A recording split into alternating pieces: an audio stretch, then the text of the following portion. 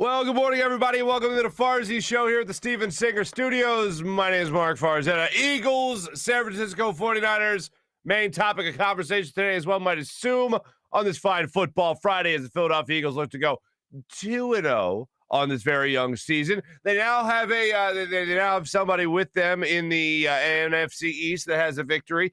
As, in case you went to bed early last night, the absolute amazingly shocking shootout between the Washington football team and the New York football Giants was pulled out by the Washington football team. That Taylor Heineke kid, was up to the hype that a lot of people had given him for some weird reason. But yeah, played a hell of a game. Daniel Jones, the whole thing. We'll get into that game in our Morning Rush segment coming up in a little bit. But it was just an incredible football game last night and Thursday night football. Something I did last night that I hadn't done in a long time. I told you I was doing a little thing with the Jacob Media people, the people that I do the live post-game show with. As a matter of fact, one of my co-hosts from that show, Devin Kaney, will be on this show today to help us preview Eagles versus 49ers, as well as give us a little background, because she's been in the Philadelphia market now again for a little bit, and just to get to know her a little bit. So we'll have that conversation with Devin coming up in just a second. So we got a lot to get into today. The Phillies, yes, I will mention the Phillies. They scored 17 runs, so we're gonna mention the Phillies. But let's start it off with the Philadelphia Eagles and some things we're gonna be looking forward to, possibly looking forward to, or at least looking at in this Eagles 49ers matchup. First off, y'all know about the injuries already. You know about Vera being out. You also know about Raheem Mostert being out as well. So it's like, who's going to fill in for these guys? Well, there's a couple of guys right now that are going to fill in and that you're going to keep your eyes on for Sunday's game. One is the running back, the rookie running back, Elijah Mitchell, who did go off for 100 yards in that game against the Detroit Lions last week. And while he did that, he helped the San Francisco 49ers score the most points in the NFL in week one, which is interesting. So they definitely bring some people in there in this offense besides the two quarterbacks, but besides Deebo Samuel, for instance. They're going to be some potent players on that offense that the Eagles defense are going to have to watch out for. And one of the things you always have to keep in the back of your mind is the matchup that I've been talking about all week, Jonathan Gannon versus Kyle Shanahan. Because anytime you have that talent on the offense being orchestrated, being maestroed by that mind in Kyle Shanahan, that's a little bit more of a worry. It's not like you could look at a guy like, for instance, Art Smith like last week and go, offensive genius, offensive mastermind. No, it's like, I'm sorry, how did he get this gig again? No? Okay. But Kyle Shanahan has a little bit more of a record than Art Smith, obviously. So when you look at this particular game, that's the number one matchup that I look at. I look at Gannon, and I look at Kyle Shanahan. The other matchup that I look at isn't as flashy as some people might like it to be. But if you got Nick Bosa on your defensive line or rushing the passer, what side of the defense are you going to put him on? Are you going to put him on the left side, or are you going to put him on the right side? Are you going to match him up against Lane Johnson, or are you going to match him up against Jordan Mailata? Now, I don't say that to follow suit with what a lot of people have been doing, and rightfully so, in terms of all praise all the time for Jordan Mailata. I love the guy, easy to root for. I'm amazed by his success already and what the Eagles see in him. Not just being a seventh-round pick, not just getting $64 million, but beating out a first-round pick who's been playing football his whole damn life. But Jordan Mailata is going to be facing Nick Bosa a lot in this game. And this will be a huge test for Jordan Mailata. I think he can handle him. I think ultimately he's going to look pretty damn good. But as we discussed a couple of weeks ago with Hugh Lamont Douglas III, for instance, what did Hugh tell us? When you get a sack in a football game, you had yourself a pretty good game. If you get 2 sacks in a football game, damn, you were all over it today, man. 2 sacks. If you get 3 sacks in a football game, oh my goodness, prepare for the Hall of Fame, right? Well, that means you can get beat 3 times out of 70 snaps. 3 times. You can beat the offensive lineman, and you had yourself a great day. I'm not saying Jordan Mailata is going to give up 3 sacks, but I'm just trying to keep that in mind as to who he's going up against this particular week in Nick Bosa, who's a pretty damn good football player. This will be the test a lot of us have been waiting for this is the test that a lot of us want to see a Jordan Mailata pass with flying colors, just to cement all the hype, all the excitement that has surrounded this young man to this point. This will be the biggest test. Now, the fact that he's at Lincoln Financial Field is a huge help here. Huge help.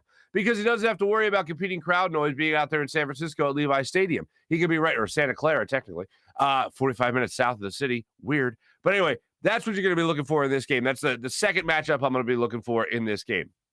The third matchup I'm going to be looking at in this game is not as specific, but it's definitely one that's going to be very, very relevant in this game. It comes to the offense and defensive line as a whole. When I look at their defensive line, I look at a defensive line that couldn't literally do much to stop the run in week one. I look at this Eagles offensive line in total, and it comes to the run game in particular. I already told you about the pass game, Nick Bosa versus Jordan Mailata. But as far as the run game goes, this is where I think the Eagles can make up a lot of ground here. So it's going to be one of those cases where I'm hoping we're not yelling at the TV for the first time in a long time, and I'm hoping you're not yelling at Lincoln Financial Field for the first time in a long time about running the football, abandoning the run, right?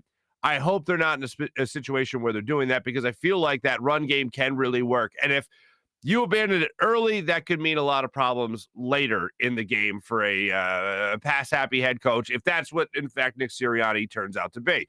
I think the run game is going to be the star of the show. And even if it's not the run game, I think you're going to be looking at misdirection. I think you're going to be looking at a lot of play action. I think you're going to be looking at a lot of screens.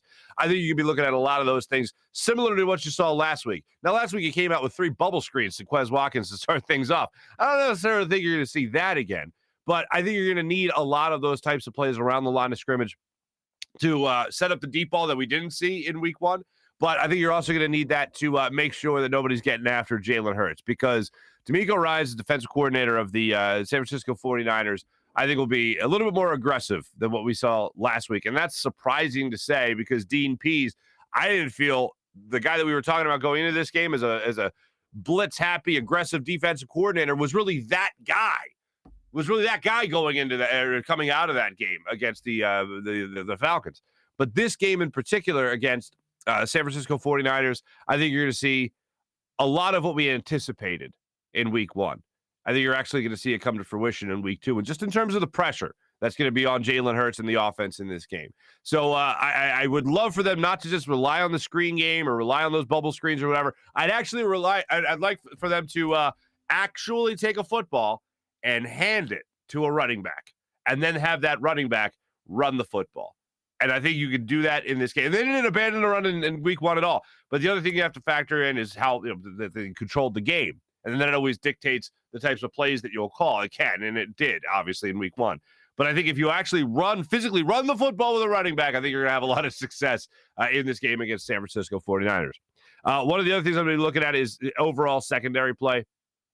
And how they handle the 2-quarterback system with Jimmy Garoppolo and Trey Lance, because both of those guys can make plays not only with their legs, but obviously with their arms as well. So that's all really falling under the category when you talk about the secondary versus the offense of the San Francisco 49ers. Again, it falls under the umbrella of the first thing, which is Jonathan Gannon versus Kyle Shanahan.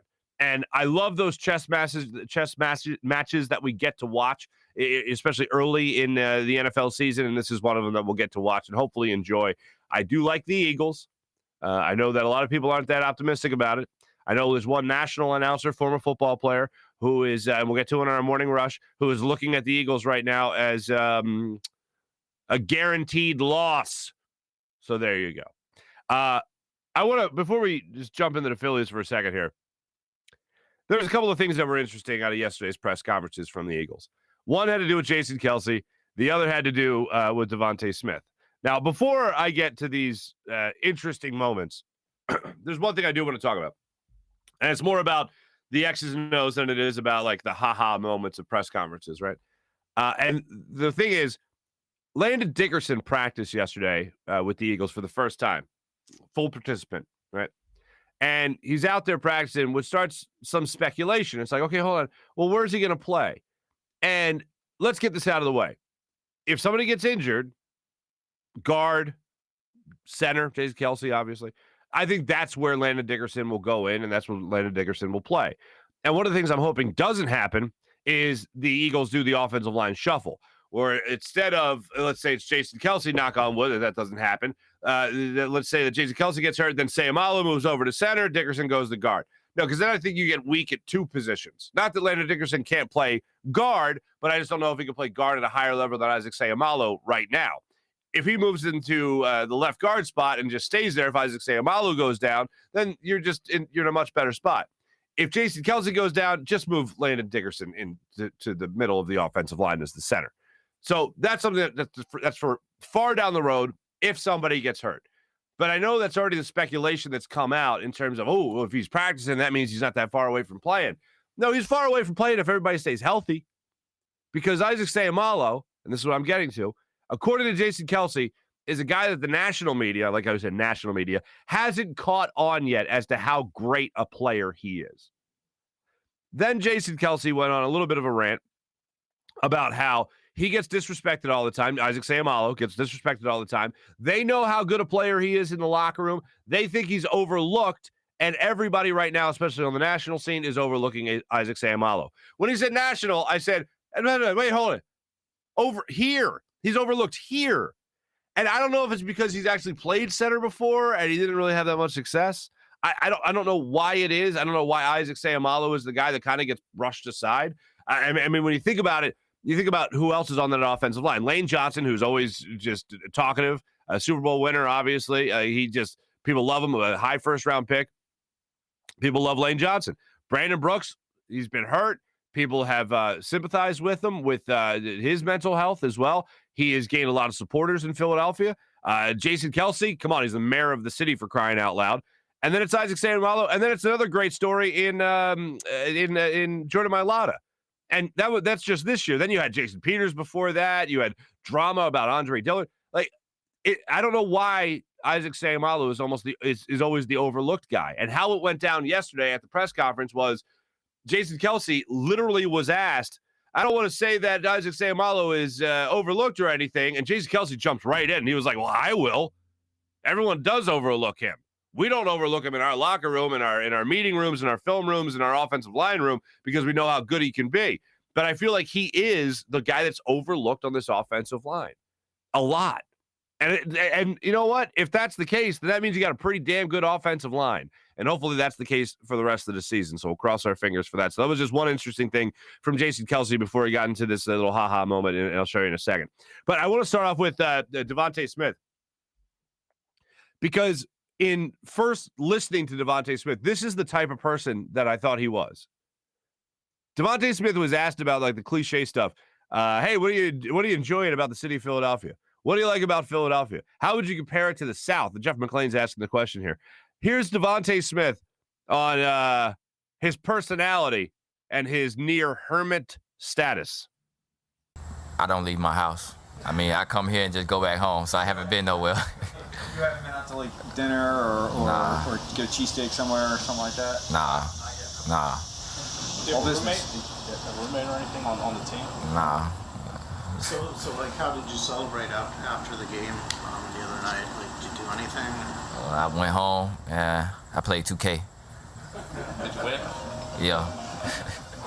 Is the reason for staying, is this for focus, or are you kind of more of a homebody, or what are the reasons for just kind of staying in your little bubble? That's just how I am. I don't like being around a lot of people. I don't like going out. I just kind of to myself, sit inside, watch film, play the game, sleep. That's about all I do. I feel that. And I know a lot of you guys watching that or listening to that feel that as well. Like, I know so many people that would preface it by saying, okay, look, the pandemic's terrible. The economy's crap. People are sick and all that. And it's like, but I got to tell you right now, I don't mind quarantine life. I don't mind not having to leave my house. I don't mind a Zoom call with relatives and friends. I don't mind all that per se. I feel like a lot of people were like that. And I see all the time on social media about all the memes about like not wanting to leave the house and all that stuff. It's like, one of them is like, sex is great, but have you ever not had to leave the house ever? Like all that stuff. And I feel that way. I consider myself to be a very extroverted introvert. Like I love my time completely by myself. And what is Devonta Smith, like 22 years old? And he's just chilling, man. He's at home playing 2K, scoring NFL touchdowns. You do you, bro. You do you. You know why? I'd rather have that guy than the guy that's out all night, loving what football brings him, but not loving football. You know, that old cliche, as I've said about Ben Simmons a bunch of times. I'd rather have that guy that's just enjoying life that way, being chill AF, than the guy that's out there partying AF, I guess, right? So good for you, Devonta Smith. I feel you in what you say there. I feel you. Now, another guy that's probably the exact opposite is a guy that is the fun-loving, outgoing party guy, and that's Jason Kelce. And Jason Kelce looked like he embraced even more of the party last week when photos surfaced of him out to dinner with the rest of the offensive linemen. And Brandon Brooks posted a picture of him with the dyed hair, with the bleached blonde hair, as he looked like he was enjoying a fine meal. And he gets asked about it, and we're speculating as to why he's got the blonde hair. Well, he kind of outed himself in the press conference about why he dyed his hair blonde. And, of course, by saying there's a bet, when you say there's a bet, when you announce there's a bet, everyone jumps on it and says, what's the bet? Well, sure enough, that's what happened yesterday with Jason Kelce. What was the wife and kids' reaction to the hair? I mean, she knew it was coming. My daughter didn't have any reaction. I videotaped it expecting, and she was, didn't notice a difference. So I don't know if that's good or bad, but my wife's definitely not a fan. It's a bet I'm happy to lose. So not happy with the hair, but happy that I lost the bet. So. What was the genesis? The bet was that if Zach is still here week 1, I got to dye my hair like Zach. So, again, not happy with the hair, but happy I lost the bet. So it was with Zach? It was with Zach, yes, sir, yeah. Yes, Jeff. We won't get into it. Yeah, I lost it, so I got my hair done. He said he wouldn't be here, and he said he would be? Was that? I was betting that he was going to get traded. Because I firmly thought he was going to get traded, and then, No, shouldn't you be? No, you're right. I think he might have known at that point, which is why I'm sitting here with this hair. So that's hilarious. A little inside information. Training camp or in the off season? It's in the off season, actually, right after he dyed his hair. Okay. It was. We were here a few weeks before training camp, working out the facilities. He had just started working back out of the facilities, which probably should have been another sign to me that he probably might have been coming back, but.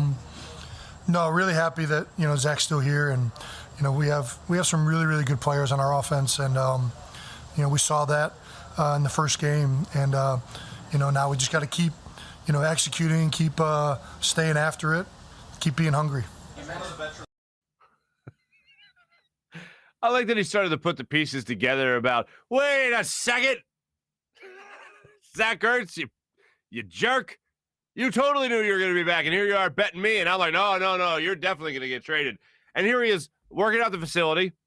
Sign number 1. Sign number 2, he's willing to make the bet about whether or not Zach Ertz is getting traded. And he himself is Zach Ertz. I think he would know. And I think even somebody in the audience there, one of the reporters even said it would have been Dave Zangaro. Wait, hold on a second. So you made a bet with Zach Ertz when he started working out at the facility about whether or not Zach Ertz would be traded. Probably not the best bet to make there, quite literally, Jason Kelce. Anyway, this team just continues to seem like they have fun. One other thing that happened at yesterday's press conferences, and I'm actually drawn to these this year because you don't get the locker room sessions. Like, one of the things I always loved about going to the locker room is that I could just pull somebody aside, talk to them real quick, and then move on, talk to the next person and all that stuff. You just bounce around. These press conferences, all you got in the COVID world now, whether they're virtual or whether they're in person. They had Aaron Sipros, as a matter of fact, the punter. He was addressing the media yesterday at a microphone just set up outside, not even like a backdrop, not even a real press conference, if you will, but he was there doing it like that. So I thought that was interesting. But I'm drawn to these press conferences. One of the things I saw yesterday was Brandon. So it might have been John McMullen, but somebody said, they were asking Javon Hargrave questions. It seemed like it was the end of the press conference. And then finally somebody just said, hey, by the way, what do you think about Brandon Graham? He's getting pretty old and stuff. Do you think that he could still do it? And then there's like a lull. There's like a little silence, a downbeat, if you will. And then Javon Hargrave starts laughing his ass off. And I went back and I watched it, and you could see his eyes like wander. And then you hear very distinctly Brandon Graham's laugh. And then you hear Brandon go, I had to get a question in, man. So Brandon fed the question to the reporter, and then Javon Hargrave started laughing his ass off. And it's like, man, these guys are loose. They're having fun. And it got me thinking, this is a time right now, like we don't know what the future holds. Nobody does. But it's a time right now in Philadelphia sports, especially with the Eagles, where it's like, hold on a second, what's going to happen next here? And how long will this feeling of perfection last? Like, will they beat the 49ers? I think they will. But I'll get into the specifics of that coming up at the end of the show. But it's like right now, Nick Sirianni, like this could be the best part of Nick Sirianni's like career. That's what's so weird about it. This could be the best part. This could be just the beginning. This could be, the false sense of hope. I don't know. That's what's so interesting about just a week 1 win and going up against the team that you're hosting next. By the way, you're actually home. Like that's what's so interesting about a time like this. It's like, okay, is this just the start of something special? As we all try to predict the future, like as much as I just want to sit here and bask in the win, I do look to what does it all mean? It's one of those things. Does it mean this is going to be a sign of things to come, or is this the fool's gold? Well, we'll really start to find out for sure come Sunday. Let me tell you about my friend Steven Singer of Steven Singer Jewelers, ladies and gentlemen. Looking to get engaged, looking to buy a beautiful piece of jewelry? Well, you have to enjoy Steven Singer Jewelers or IHateStevenSinger.com. Always fast and free shipping, too, by the way, at IHateStevenSinger.com. Make sure you go to IHateStevenSinger.com, make yourself an appointment in the appointment scheduler, show up, and a real jewelry expert will walk you through the entire process of what it's like to buy a beautiful piece of jewelry, a beautiful diamond, an amazing engagement ring for the one you love. At Steven Singer, at Steven Singer Jewelers. The other thing that's great about Steven Singer, no haggling, no negotiating, none of that. You just show up.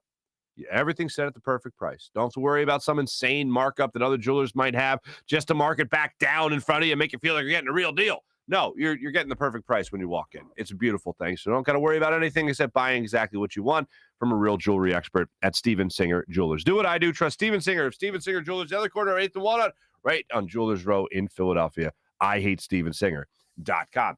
It has been my pleasure through 2 games in the preseason and 1 regular season game so far to get to know, to talk to Devin Kaney, who is doing the live post-game show with myself as well as Derek Gunn.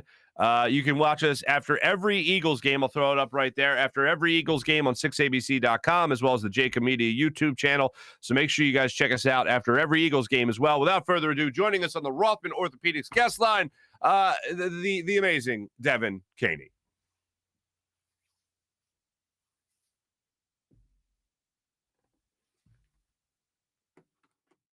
And joining us right now on the Rothman Orthopaedics guest line, one of my new best friends on the planet. Ladies and gentlemen, she's hosting. God. Yeah, I know, right? So nice.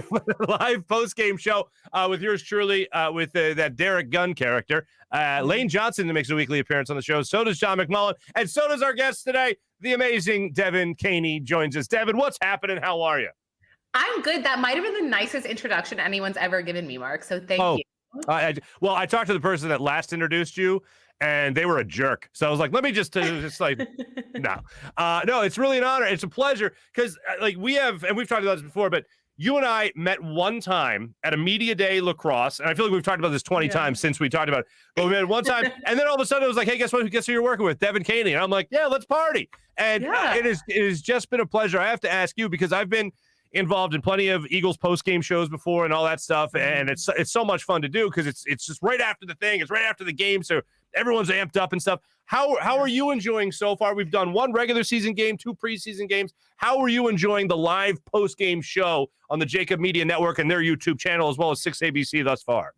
I am loving it so much. It's the first time I've gotten to do any sort of live post-game show. And if you know me, you know Philly sports are my bread and butter, but the Eagles are my heart and soul. And all I've ever wanted to do is cover the Eagles. So to be able to do that, especially with amazing guys like you and Derek Gunn, it's so much fun. So I'm really excited that we have such a long season ahead of us. Yeah, just so people know, just to fast forward, if you want to fast forward for the next 14 minutes, it's basically just me and Devin complimenting each other. That's what it's going to be. But so Eagles are number one because you went to Radnor, right? Radnor High School. I did go to Radnor, yes. And then you went on that other side of the Kentucky that's in the middle of the state. You went to that Pittsburgh place, right? Yeah, that's a really accurate description of Pennsylvania. Yeah, I went to the University of Pittsburgh. Was never a Steelers fan. People always ask me that. Weirdly, like even though they know I'm from Philly, they're like, "Wait, so you didn't become a Pittsburgh fan?" No, I lived there for 4 years and I barely left campus. How would I become a Steelers fan? Like, I will say, yeah. I don't know. One of the most annoying questions when I travel is people say you're from Pennsylvania. Oh, or I'll say even like I'm from the Philadelphia area or live in Philadelphia, and they're like, "Oh, so you're a Steelers fan?" And I'm like, "What the hell is wrong with you?" Like I swear it's like even the fact that it happens once is too much, but it happens like 25% of the time. I swear people are just morons. Anyway, really, truly, yes. Sorry, continue. No, it's fine. So, just so people see it one more time, this is actually going to be going up. I believe there's going to be a sign with our beautiful faces on it. Derek Gunn, Devin Kaney, right there. A billboard, Marc. A billboard, ladies and gentlemen. Now, obviously, I feel good for you and for Lane and for that Derek Gunn guy, but for like my fat face to be on the side of 95. Swear to God, man, I feel bad for everyone I feel bad for the accidents that it's going to cause. I just hope they're fender benders. But yeah, apparently this is going to be made into a billboard for our live post game show after every Eagles game. Once again on 6 ABC and the Jacob Media YouTube channel. So that's exciting. Yeah, I just have to go back to your comment before. You don't have to throw it up again if you don't want to. But first of all, you look great. We're sticking with the compliments here. But Marc, we're looking at this before the show, and Marc's like, you and Lane look like you're about to like block or tackle someone. Yeah, you do. I don't know what Derek's like the coach, and you look great, but you just look happy to be there. I'm the guy from NFL Europe that's just really happy to be in the actual NFL as like the holder on field goal. That's what I look like in that. But no, that's actually going to be a billboard and whatnot. So obviously you grew up in the area. Did you have a favorite Eagle growing up? Who was your favorite player? Your favorite era? All that stuff. Who'd you like? Brian Dawkins will forever be my favorite Eagle. I always tend to favor defensive players, I've realized, because like Super Bowl era, most recently, I loved Chris Long and Malcolm Jenkins. Now I'm still kind of trying to decide who my favorite player is on this current team, just because it's changed so much. And I don't know. I think I need a few games to decide still. Not the punter. I mean, I love him. You know this. Guys, Eagles punter, like most underrated player. Come on now. Do they make his jersey? I don't know. I'll find out and I'll get You can make any jersey you want, I believe, at NFL.com and the Eagles Pro Shop as well. So yeah, we can get creative. So Dawkins, I mean, that's a standby. That's a great one. When did you realize you wanted to get in the media? Because we said this is your first time doing Eagles post game, but you've done a lot of lacrosse for the National Lacrosse League. Again, that's where our paths crossed for the first time. You've done a lot of media. How did you get into the business? Is it something you always wanted to do? Yeah, like I honestly wish I had some, amazing story where one day I was lost and, had an aha moment where I was like, I want to get into sports broadcasting, but it's weirdly something it was just like innate. Like I always knew that I was going to do sports broadcasting. I think I love sports because I grew up watching the Eagles and all Philly sports with my mom and my entire family. But my mom's definitely the most passionate fan of our family. I have like a brother too. So including him, like she is definitely the most passionate. And I worked in the entertainment industry briefly right after college. As an executive assistant, and I'm not going to go too much into detail there, but great stories for my 2 years living in Los Angeles. But that was when. Oh, wow. I kind of like always knew I was going to be a sports broadcaster, ended up going back to grad school, and actually didn't work specifically in sports. I worked when I lived in, you mentioned Chicago, I moved around, lived a nomad life. Worked in local news, dabbled in a bunch of things, and then eventually landed back in Philly, and now I'm doing sports. So all right. Very happy to be back. Did you say you were in Boise at one time? But where were I was. You were in Boise. Yeah. Yeah. Compare and contrast real quick. Just a 15-minute dissertation, or 15-second dissertation on people from Boise versus people from Philadelphia. Go. All right. When you're in a grocery store checkout line, someone from Boise is going to be like, "Oh, you got these green beans. These are the best ever. I made them in my recipe last week, and my husband told me he loved them. Then we walked the dogs, yada, yada, yada." In Philly, it's just beep, beep. We mind your damn business. That's what we do. That's funny. No, it is funny, and I've had similar experiences when you're outside this northeast corridor of the United States, and people just start talking to you. You're like, "What the hell? What are you trying to sell me?" That kind of thing. Yeah. Now our first post game show could not have been more fun, and simply because it was after a great Eagles victory. What do you think that to get to the actual football of all this? What do you think, or what do you most want to see? What do you most expect the Eagles to take out of game one and put into game two? What are you looking to see in this game two against San Francisco 49ers? I'm looking for them to keep the positive energy. I'm a big vibes girl. And I think, for lack of a better term, the Eagles were lacking vibes clearly last season and pretty much the season before. And the 49ers, while a lot of people are giving them credit, don't have that team chemistry, at least not from what I've seen. I know we've only seen week one of football. So I want the Eagles to keep up the positivity, and I was really impressed with their play. I want them to improve on defense. Maybe throw a few deep balls. I know it's a controversial topic. Some people think that they don't need to, but maybe show a little bit more diversity in the offense and play calling. But otherwise, I was really impressed. I want to see the same calm, cool, collected Nick Sirianni, entire coaching staff, and Jalen Hurts coming out on Sunday. I couldn't agree more. One of the things we talked about, we did a show earlier tonight. As a matter of fact, we're taping this Thursday night, as most of my audience knows. That came up, the deep ball. Where's the deep ball? And even Shane Steichen talked about it, how the Falcons took that away. Well, the Eagles have three, count them, 1, 2, 3 different speedster types of wide receivers out there. You can't cover, put a safety on top of all of them. That's what a lot of what the Falcons did in the first game. And the only deep ball, quote unquote, that you saw in this game was a floater to Devonta Smith, which he reeled in for the touchdown. I'd like to see that. I just want to make sure a defense is at least thinking about it, because here's what I can take away. If anything, Jalen Hurts is not nearly as inaccurate as we thought he was last year. And talking to Jason Avant on the show 2 days ago, and Jason Avant said there's a difference between being accurate and knowing where to go with the football. If you don't know where to go, then you're just going to make an errant throw. But if you know where to go and miss, that's inaccuracy. He knew where to go last Sunday, and he made the throw. So that's a huge difference there. And he had to break it down a little bit for some people, but I kind of get what he's saying now. I've seen that from Jalen Hurts. I know he can do that. We saw that in week one. If somehow, some way, Devonta Smith can get down the field, Jalen Reagor can get down the field, Quez Watkins can get down the field, not just on a bubble screen that he takes another 20 yards or whatever, but actually get downfield to beat a safety for that deep bomb, that 60-yard play, that 75-yard play, whatever it might be.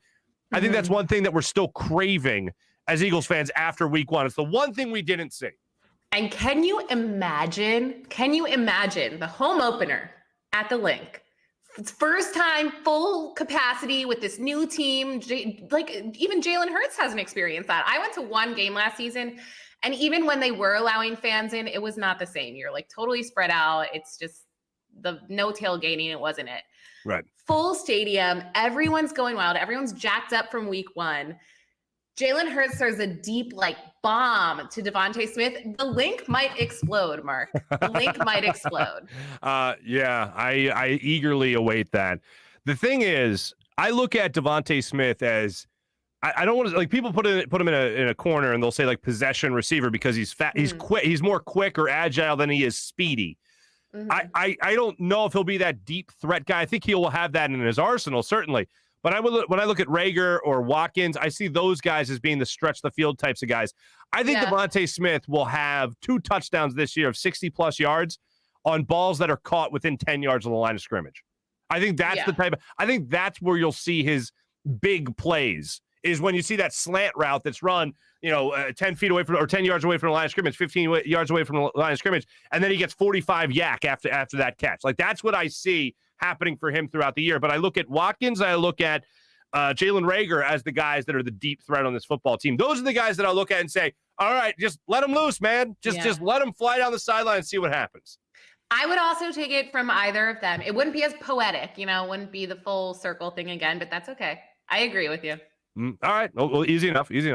Now let's talk about the run game here, because the run game goes behind this great offensive line. And we've talked a lot about Jordan Mailata. We've talked a lot about Jason Kelce, of course, throughout all this. The one guy that I know there's some questions about is Isaac Seumalo. And Isaac Seumalo, was brought up in the press conference, and Jason Kelce Thursday defended the hell out of Isaac Seumalo, saying it's only a matter of time before the national media catches on to how good this guy can be. Do you think he's the one guy that might be the weak link on the offensive line? That's difficult to say. The weak link, whatever. Or do you think he's a guy that's just that Jason Kelce's right? Like, he is that good? Well, it's funny because earlier I was like, well, didn't he have a lot of penalties? And you or D-Gun was like, well, yeah, but so did Mailata. Mailata did, yeah. Lane Johnson had one or two. So I don't know why, for some reason, he stuck out in my mind over the others. When our offensive line is healthy, they're incredible. I was about to say something mean about Jason Peters, but I'm not going to say anything. He ain't here no more. He's Chicago's problem now. Yeah. So I don't see a weak link in our offensive line. I would like to see less penalties all around. So I don't think that I say Malu, you're going to make me say his last I just said wink at the offensive line or something stupid. Don't worry about it. You're giving me alphabet soup here. So yeah, I don't know. Do you? I look at Isaac Seumalo right now as a guy that of everyone on the offensive line, people think is the weakest. And this is next to a guy who's never played football before, who just earned himself a $64 million contract. But I think I know why. Isaac Seumalo is the guy that people look at and say, oh, he's the weak link. It's because he's played center, and he played terribly. So we have seen him at his lowest point, whereas like Jordan Mailata, there's just nothing but good vibes surrounding him. And the left tackle position last year was at such a low point in terms of really rooting for, because Jason Peters wasn't that good last year. You drafted Andre Dillard. You traded up in the first round to get Andre Dillard. He doesn't look like a guy that's really going to be playing high at the offensive level here at the soon in the not too distant future. And Jordan Mailata has come in and just been this, first off, easy guy to root for because he's just the man. Coolest guy, nicest guy in the world. He's got the accent. We're all seduced by the accent in one way or another. And this guy's just awesome in that way. So singing it's voice like of an angel. Singing voice. Oh man, when I do pass the on, man has no flaws. He's a perfect individual. Even a beautiful head of hair. Anyway, but I look at Jordan Mailata and I just feel like everyone's rooting for him because he's just that easy to root for. And on the other side, Andre Dillard's a first-round pick who hasn't done anything. So you look at the entire offensive line. Jason Kelce, forget about it. He owns this city. Brandon Brooks, people rooting for to just stay healthy because they know when he does, he's the best right guard in all of football. And Lane Johnson's beloved for the same types of reason that a guy like Jason Kelce is. So they look at Seumalo and they go, what is it you say you do here? And they might not think that he's terrible, but I think when you have a guy like Landon Dickerson, a second-round pick with first-round talent that people are just also hoping stays healthy, I think they want to see him on that offensive line a little bit. Yeah. I mean, I'm very curious to see what Landon Dickerson can contribute. Do you think he's going to actually play on Sunday, though? I know he's practicing now. But... No. He'll get the reps and all that stuff like in practice, but he'll get some exposure to it. But no, he'll be something went wrong on the offensive line. Somebody's hurt. He might be one of the first guys off the bench. That's where I think you'll see him play. I do want to ask you this. When it comes to the Jalen Hurts, flash in the pan game, or is this a guy that you think can play at that high a level, throughout the season, as he did in week 1? I hope he can play at that high level throughout the season. He doesn't seem like a guy who seems to, it's hard to get in his head. I don't think he will falter if he's under pressure, and by pressure, I mean, not just a high pressure game, but you know how Philly sports media can be, look at Ben Simmons, like Carson Wentz. Some athletes don't handle it well, and Jalen Hurts doesn't seem to let any noise get to him. So I don't see him, if he makes a bad play, he and Nick Sirianni seem to be like, okay, we messed up, we'll improve, let's keep going. And for that reason, I see him being pretty consistent throughout the season. I'm with you. I'm with you right there. Real quick, last question. I'm going to direct it to Chicago. Favorite bar at Chicago? Go. Ooh, Mom's. Have you ever heard of it? Wait, Mom's or Mother's? Mom's. Is it the same thing? Mom's? I don't know what Mother's is. You better get your ass to Mother's. I thought it was Mother's. It was this movie with Jim Belushi and a very young Demi Moore and Rob Lowe. Was it Rob Lowe? I think it was Rob Lowe. And God, I can't remember the name of the movie. About Last Night, I think was the name of the movie. It's like before my time even, but I still think the movie. But it was a very famous line, get your ass to Mother's. Anyway, I have not been to Mom's. Where's Mom's at? It's in River North. I forget the exact cross streets. River North, are you like super familiar with Chicago neighborhoods? No. River North is like it's like the Rittenhouse Square of Chicago. Oh, one of those. Well, I lived there. Okay. In my defense, I lived there because I was a morning anchor. So waking up at 3 a.m, I had to live close to my office. Anyways, most of the bars there are very like glitzy or like clubs. And I very much dislike that. And one day it was a snowy day in Chicago. Shocking, right? Yeah. My friend and I were like, let's just like go to like not a fancy club bar. And we stumble upon this dive bar with Christmas lights everywhere. Not Christmas time anymore, called Mom's, and it became our favorite bar in the city. Fantastic. Yeah. Fantastic. I know 2 bars in Chicago. So what are they? I was looking for new ones. Well, Pippin's, which I think is on Michigan Ave. Yeah, that sounds familiar. Yeah. I think it's by the Hyatt. I think it's right next to the Hyatt, I want to say. It's one of them nice hotels. I only know it because Sunday Night Football used to put us up right next to it. And me and some of my friends from the Sunday Night crew would go over there and just we'd get like dangerously close to missing our flights the next morning drunk. Anyway, and then another one was Sluggers in Wrigleyville. Me and my buddies loved going there. Sluggers in Wrigleyville. They've got the batting cage upstairs. They got dueling pianos. We had ourselves a time. We had ourselves a time at Sluggers. Devin Kaney, an absolute pleasure. Look forward to talking to you again on Sunday evening, early evening, late afternoon, after the Eagles beat the San Francisco 49ers. Give me your prediction for this game, please. 27-24 Eagles. There we go. She knows what she's doing, folks, picking the birds. All right, awesome. I'll give my prediction at the end of this program, so I'll hold on to mine for now, but I'm not that far off from you. Devin Kaney, make sure you follow her on social media. Make sure when you drive by 95, you just see her and Lane Johnson plotting how they're going to block the defensive tackle and defensive end in front of them. Mad side-eye there. As Derek Gunn calls the play. And I just say, I'm just happy to be in America. Anyway, Devin, thank you so much for being on the show. I will talk to you after the Eagles game. I'm sure a little bit before as well with an Eagles victory, hopefully in their back pocket. Sure. Devin Kaney, see you on 6abc.com, as well as the Jacob Media YouTube channel on this fine thing that we run it on YouTube. And I will see and talk to you then. Devin, thank you so much. See you then. Thanks for having me on, Marc. See you then. The great Devin Kaney joining us on the Rothman Orthopaedics guest line.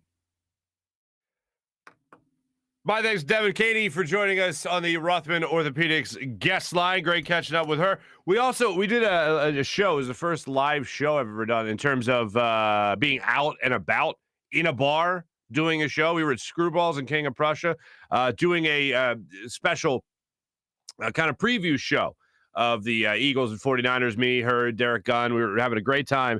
Screwballs and King of Prussia is where we were at as part of the Jacob Media YouTube channel and everything.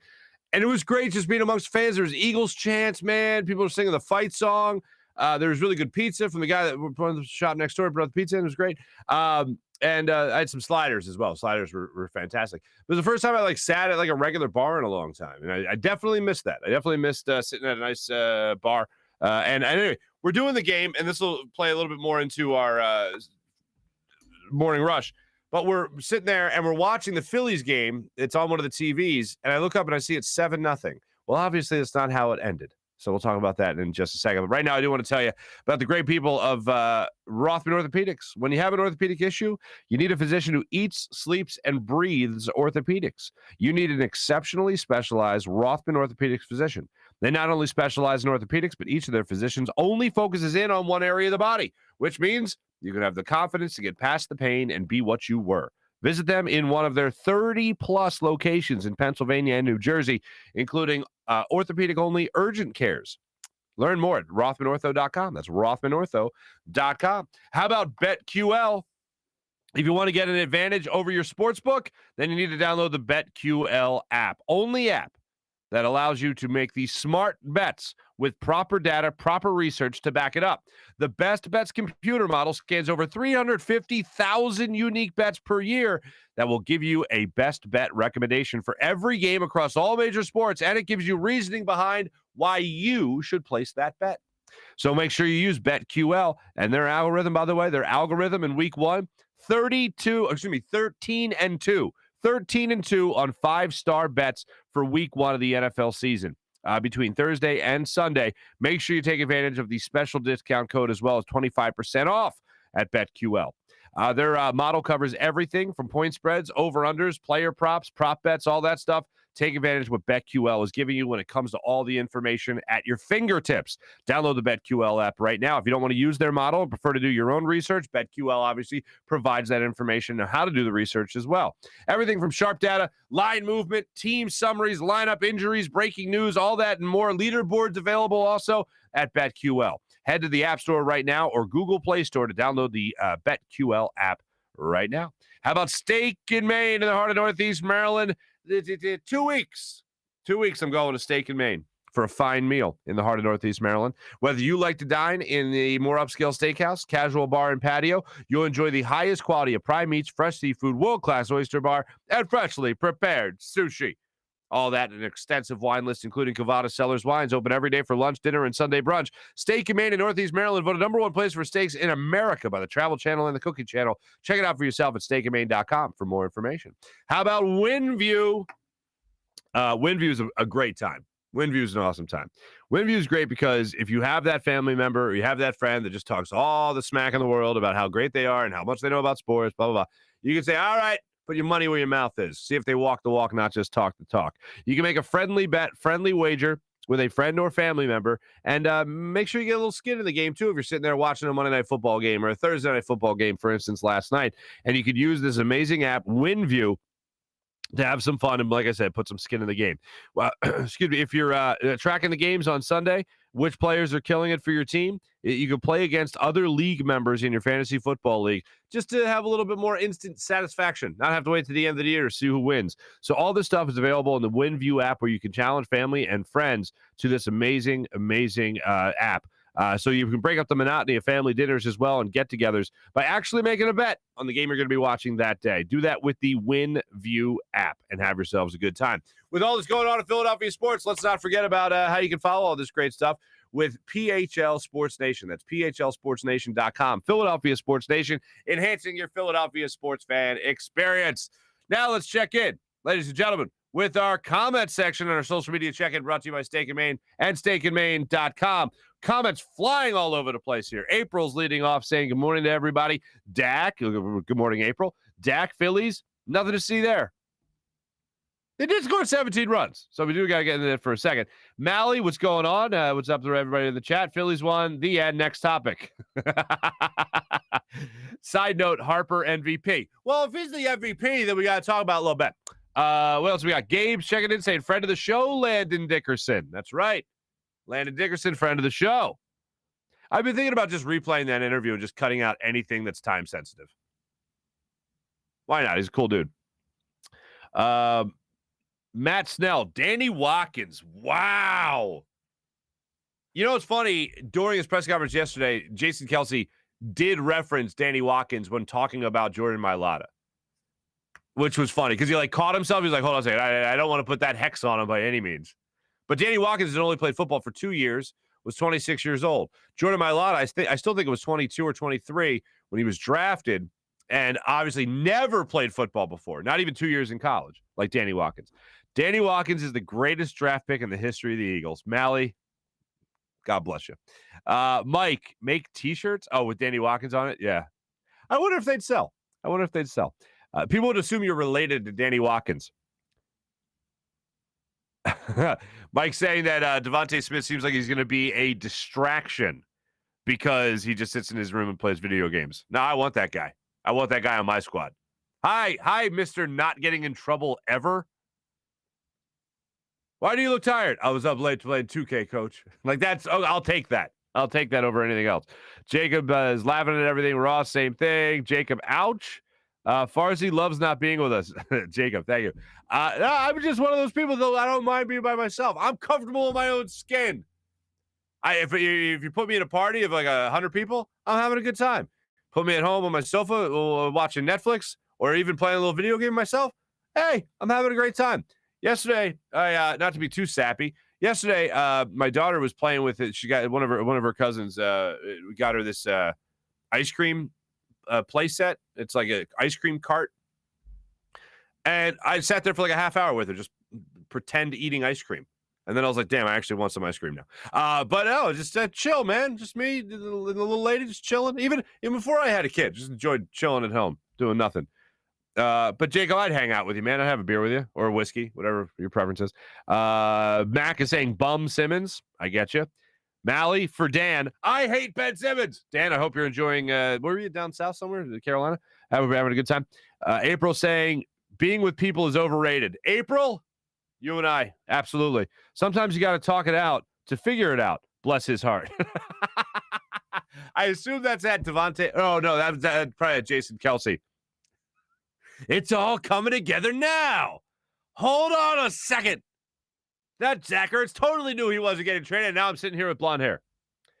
Bring Zangaro back on the podcast. I will. Dave's great. I just, these guys are guests, so I try not to abuse the relationship.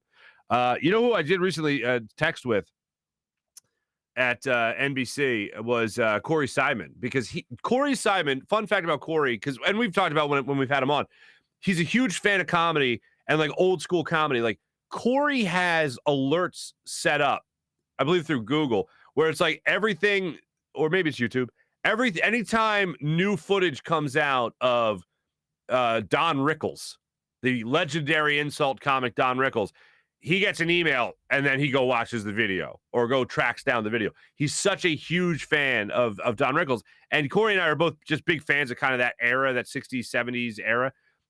So much so that I was talking about Columbo, the show Columbo, one time on the air. And he texted me maybe 2 days later and was like, dude, I heard you talking about Columbo. This show's amazing. And he went back and he binged a whole bunch of it. And in case you don't know, here's a statement of fact, in no way, shape, or form opinion. Columbo is the single greatest television character in the history of television characters. That's just a fact.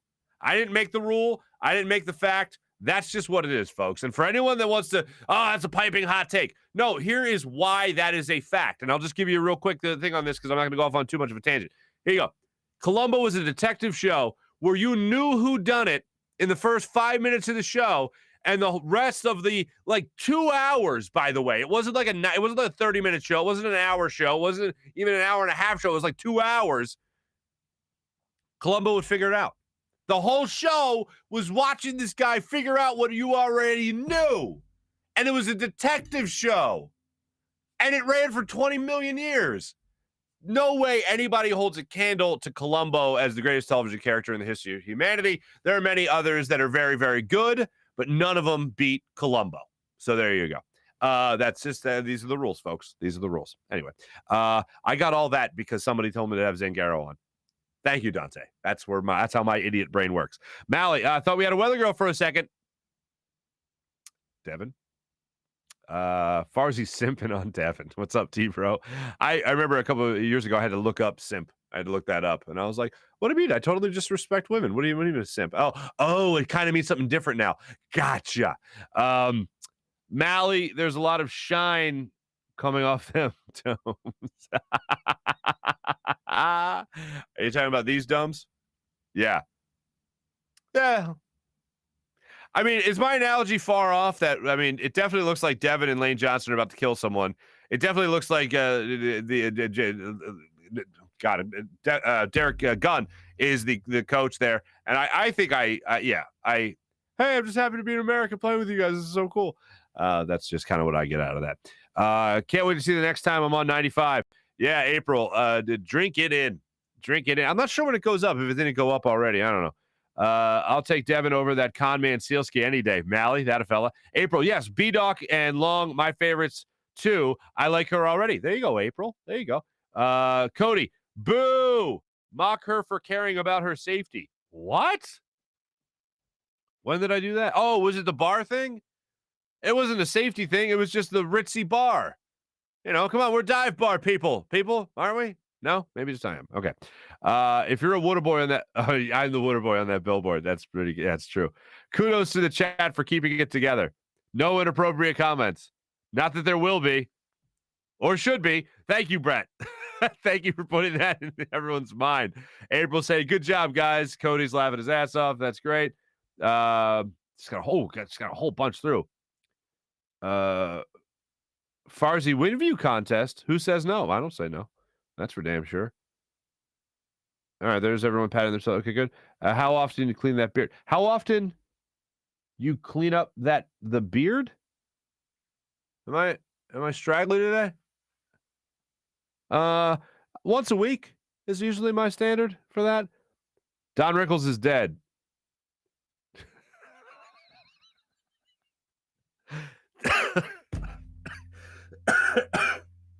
Yes, he is. He died.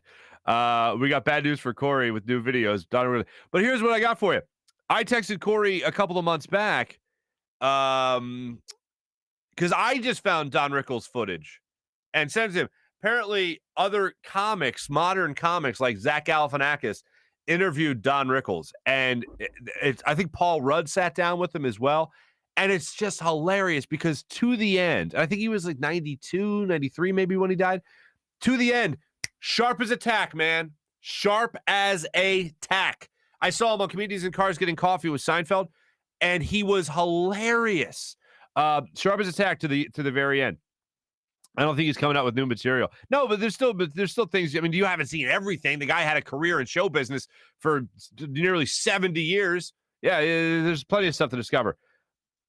Damn, Tom, just unload the clip already in the AM. Oh, yes, he did unload the clip. That's for sure. Great show, brother. Thank you, Eric. Appreciate you. Tom speaking facts this morning. My next text to Corey Simon is be like, "Hey, man, sorry to hear about Don Rickles." Oh, but we texted about Norm Macdonald. That's who we were texting about. And how we were both hoping that it was a hoax. And we were waiting for the picture of Norm, like to hold up today's newspaper or whatever. Marc looked like the step kid that the older kids had to bring along. Chris Long on the show. I do want to get Chris Long on the show. That'll happen one day. I promise you that. Yes, he'd be great on it. He would be. Chris Long is, I don't know if I told this before, Chris Long is one of my favorite all-time athletes ever in the history of Philadelphia that I've ever covered, ever interviewed, ever talked to. He's just an awesome dude. How he is when you see him in interviews is exactly how he is when the camera's off. He's just an awesome dude. It's just a great guy. Greenlight Podcast is a great podcast, not for nothing. Thanks to everyone that checked in on our social media check-in, brought to you by Steak and Maine at steakandmaine.com. Let's move into our Morning Rush segment, brought to you by Sky Motorcars and SkyMotorcars.com. A car for every budget. Make sure you check them out. Here's what I got for you. Let's start it off with them Philadelphia Phillies. 17-8. They scored 17 runs. 17-8. Odubel Herrera, 2 hits. Gene Segura, 3 hits. Harper, 3 hits. Andrew McCutchen, 2 hits. Bryce Harper, for those scoring at home, with his 3-for-4 night and 2 walks, Bryce Harper last night, ladies and gentlemen, is now batting .314 on the season with a .428 on base percentage, and he hit a dinger last night in the 7th inning. That's 33 home runs on the year for Bryce Harper. Tell me again how Joe Girardi doesn't have enough talent. Tell me why I shouldn't blame the manager again. I mean, yes, players do have a lot to do with it. More to do with the manager often. But Joe Girardi's job was to keep his team focused, and he hasn't really done that this year. And that's why it's exactly why he was hired, to be the difference, and he hasn't been the difference. But Bryce Harper has been a huge difference. I don't know where the hell they'd be without Bryce Harper. He is playing like an MVP and has been playing like an MVP really all season long. So love what I'm seeing from Bryce Harper thus far. But last night I'm doing this bar show. I'm looking up at the TV and following the Thursday night football game that we'll get into in a second. And before that started, I'm following the Eagles game. Or I'm sorry, pregame coverage of the Thursday night football game, and I'm following the Phillies game. And I look up at the Phillies. The Phillies are down in the 3rd inning, 7-0. 7-0. And I look up again, and it was 7-7. How the hell that happened? And then I go home, listening to it in the car. And I couldn't believe it that they actually took a lead by the time I got home. And then Bryce Harper hits a bomb in the 7th, an absolute bomb, upper deck, right center field, just crushed it. And you watch this team just start to rake, just absolutely start to rake. But bottom line is still 3 games out of first place, 2.5 games out of a wild card. And what do we say now? They got about 16 games left to play in the season. So, hey, Good luck, Phillies. Prove me wrong. Go ahead and make the playoffs. Why don't you? There was a Thursday night football game last night, and that game was insane. I mentioned it earlier. You saw the Washington football team come back to beat the New York Giants for the first time ever in walk-off fashion. The Washington football team has never beaten the New York Giants ever in a walk-off game, in a walk-off fashion. And they needed 2 field goals to do it. Now, I don't mean that they kicked 2 field goals and did it. I mean they needed 2 attempts at a field goal. Because the first time, Dexter Lawrence, they line up after a shootout of a game. They line up, and Dexter Lawrence goes off sides of the first field goal attempt by Washington for 48 yards, and Washington misses the field goal. Dexter Lawrence called offsides. They re-kick the field goal 5 yards closer, and this time Washington hits it, and this time Washington gets the victory. So Washington is 1-1. The Giants are 0-2 in this season. But it was an incredible game for a couple of reasons. I was looking at Saquon Barkley. He had a good game, had one great run, not a great game overall. Daniel Jones was their leading rusher last night. Daniel Jones ran for 95 yards last night, which is just insane. Taylor Heineke, had himself a night as well. It was an insane night of football. If you were going back and forth between the Phillies at all and what they were offering in the football world, in the NFL world, between the Giants and the Washington football team. It was just wild. 30-29 was the final score of the game. Daniel Jones, 95 yards. Taylor Heineke threw for 336 yards and 2 touchdowns in the game. And I don't believe there was a Daniel Jones fumble, which is saying something about that young man. So the Phillies win. Washington wins. Eagles prediction as we round out the show. Eagles prediction, ladies and gentlemen. The Philadelphia Eagles will be 2-0 following Sunday afternoon's kickoff against San Francisco 49ers. Now, how are they going to do it? Well, I'll tell you how they're going to do it. Speed. You're going to eat lightning and you're going to crap thunder. Speed. That's how they're going to do it. I want to see in this game, if I can make a request, and I think you're going to see it, I want to see a deep ball to Quez Watkins. I want to see him show off that speed. You didn't see him that much after the first quarter of the season opener. I think you're going to see him with a big play in the early goings of this game. I want to see him go deep early in this game. And probably if you're DeMeco Ryans, you're going to be thinking that could be in the back pocket because, it's one thing you didn't see last week. The real deep ball that you saw last week was the Devonta Smith, but that was like a little floater to the end zone. I'm talking about something that could be a burner for 60 yards. I want to see that, and I also want to see the run game because I think you can get after the San Francisco 49ers defense in the run game. Lions were able to do it last week. You saw what Jared Goff was able to do to them in the fourth quarter, especially in the pass game. But I think the run game with these running backs, I think you're going to see Boston Scott. I don't think there's going to be another game where you see Boston Scott on the sidelines throughout the game. But I think you can hand the ball to Miles Sanders and have success. I think you can pass the ball to Kenny Gainwell and have success. You can certainly pass the ball to Boston Scott and have success. I think the Eagles win this game based on their backfield. I think you'll see them air it out from time to time, and that'll be a nice thing to have. But ultimately, I think that's going to be used to stretch the football field, keep that defense guessing as to what you're going to be doing next. And then I think you could run it down their throats in this game. I also see a big game defensively speaking. It's not going to be a 6 points allowed by any means. But I do think overall you're going to see some good numbers here. I think you're going to see a couple of sacks. I think you're going to see an interception. I think you're going to see a forced turnover. And I think ultimately that will be the difference in the game. I see it being a close game, but I see the Eagles winning this game coming up on Sunday at 1 o'clock. The prediction I would give you for this game, not only the Eagles win, but they win this game by a score of 31-27. Eagles open the season with scoring 30 points or more in the first 2 weeks. I'm feeling pretty good about Nick Sirianni's offense. 31-27. Eagles win. I'm all about it, ladies and gentlemen. Thanks for watching. Thanks for listening. My thanks to Devin Kaney for joining us on the show today. Don't forget you can check us out one more time just so you can see what's happening. Boom, right there. You can check us out live post-game show, 6abc.com, as well as the Jacob Media YouTube channel, so make sure you don't miss us. Thanks for watching. Thanks for listening. Have a wonderful rest of your weekend, everybody. I'm Marc Farzetta from the Steven Singer Studios. Jim Hyden produced the program. This is a Buzz Sports and Entertainment production. Have a great weekend, everybody. Talk to you on Monday after an Eagles victory. Take it easy.